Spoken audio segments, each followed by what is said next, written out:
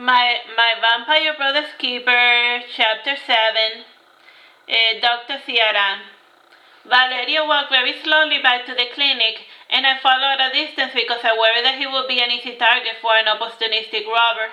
And once I was back inside, I breathed a sigh of relief.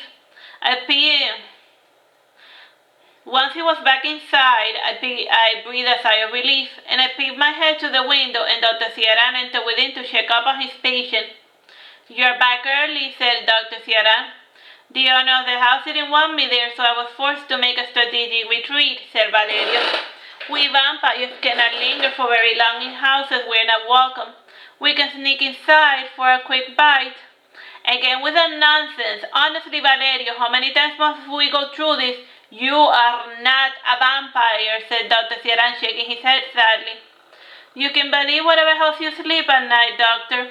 The thing is that I have lived as a human for far too long, and I no longer remember how to be myself.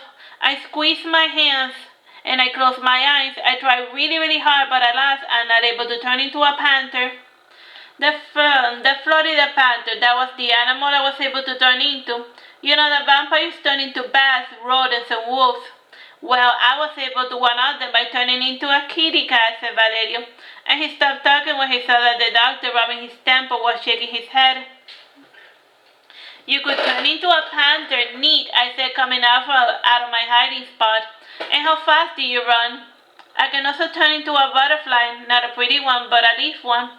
It is good for hiding and traveling long distances," said Valerio, smiling candidly. "And I flew here in the shape of a large bird, and it was an incomplete transformation because I was injured." "You're not helping Ambrosio," barked Dr. Ciaran. "There is another ability that I have as a vampire. This ability is not one that I was able to suppress," said Valerio.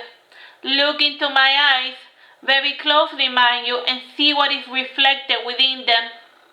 Dr. Ciaran brought out his magnifying glass, and I jumped into the bedroom to see what was so peculiar about Valerio's green eyes. And I saw myself reflected back within those eyes, and I do not know what the doctor saw, but he immediately turned sickly green, and he mumbled something beneath his breath before departing the bedroom.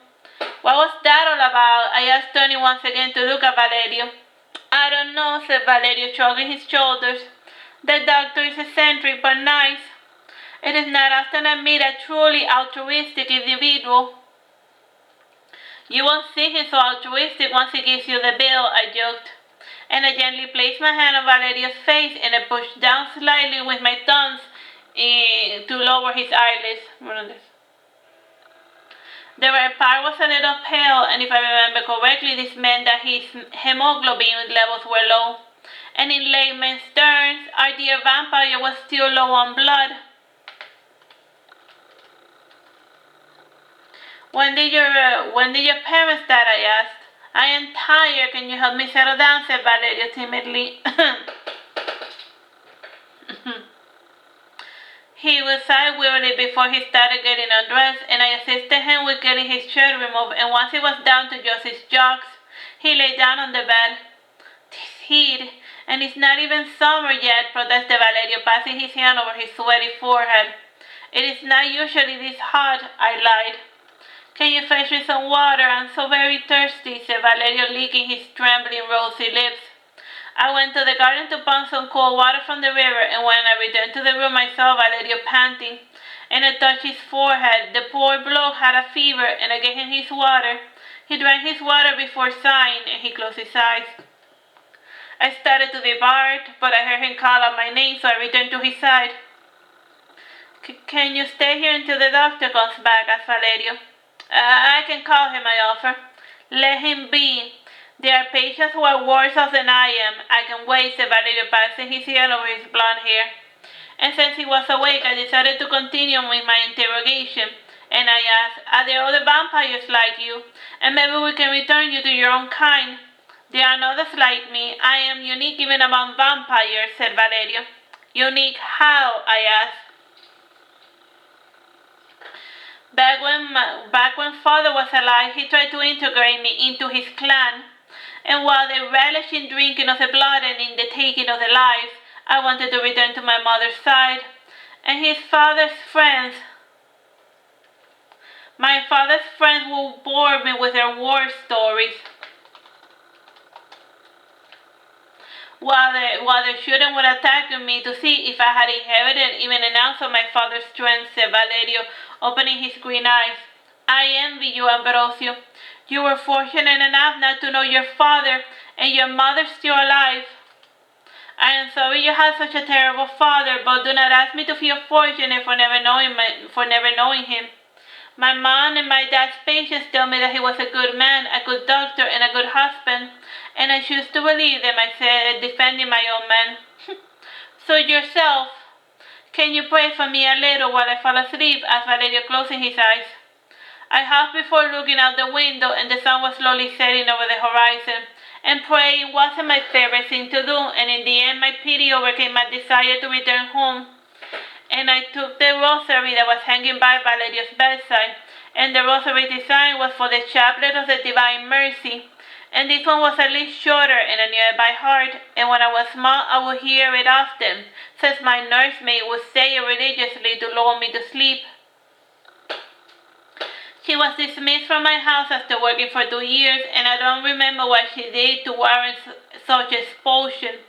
And I was very little, and she was very small as well. At least now I understand my affinity for Valerio. He is blonde like the maid who took care of me while my mother worked. And I stopped praying when I became over Valerio's steady breathing. And Dr. Ciaran then came in with a bowl. Please, he just fell asleep, I implored.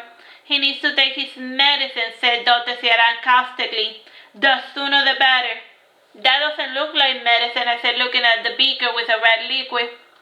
I am starting to believe, said Ciaran before wetting Valerio's lips with the red liquid, and by the smell of it I realized that the beaker had blood. In his sleep, Valerio licked his lips, and he licked them again when more blood fell into them, and he drank the small vial slowly without waking up. And the doctor placed a thermometer beneath Valerio's armpit, and after 10 minutes he showed that he still had a fever. Apparently he needed more of that medicine. Dr. Ciaran sighed wearily before returning to the lab, and he brought back 4 more vials. And Valerio roused from his stupor, and he grew sudden when he tasted blood on his lips. You should have just let me die, said Valerio, lowering his head, and his blonde hair completely obscured his face. We will have none of that, said Dr. Ciaran, and he lifted Valerio's chin with his index finger before saying, have another vial, and it will do you good to start eating like the vampire you claim to be. If anything, blood is a good source of iron, and you could use more iron in your diet. It isn't blood, but the life force that we vampires feed upon. This vial is completely devoid of life force, therefore it does not provide any nutritional value, said Valerio, pushing the vial aside. And I'd rather die than become a bloodthirsty demon like my own man. God, enough with the dying already. Do you know how frustrating it is for me to work so hard while you keep chasing the afterlife? Asked Dr. Ciaran, pacing about the room. I am not worth it, believe me, said Valerio, and my mother didn't love me and my father didn't care for me, and the only friend I have in the entire world stabbed me in the back, and I'm tired of being betrayed. I am tired of life, if I wasn't such a coward. Don't talk like that, Valerio, said Ciaran, hugging his patient. I was like that too a long time ago, but things got better, and believe me when I tell you this, the sun always rises in the east. But we live in the west, I said, correcting Dr. Ciaran. Plus, it is a sin to waste the life that God gave you, and the fact that you survived your assassination attempt means that God has deemed you worthy of being saved. And He has a greater purpose for you, or something like it. I don't know, I'm not good at this preacher thing. You have done more than enough for me for one day, said Valerio, sighing wearily, and it is best that you stay away from me. I do not want to taint your happiness with my negativity. I think he still needs more hugs or more blood, Dr. Ciaran, I said, choking off Valerio's negativity. And I returned to my home and ate a late dinner. And Mother and Santiago kept me company while I ate. However, they did not speak. And knowing my mother, she probably had issues with my new friend, and she was positively cold when my friend visited, and yet I wasn't supposed to play nice whenever her boorish sewing circle congregates in our house and talk about hypocrisy. and I went to my bedroom to read a little, and I showered before getting in bed, and as I was falling asleep, I saw a strange leaf attached to my mosquito net, and when I removed it, the leaf opened, and it was actually a butterfly. And I have read about those types of little bugs that resemble leaves, and this one looked like a brown leaf with wings closed. And when they opened, it had bright red-brown interior, and there was something familiar about that butterfly, but for the life of me, I couldn't remember where I had seen it before. Alright, that's the end of that one. Bye-bye and God bless.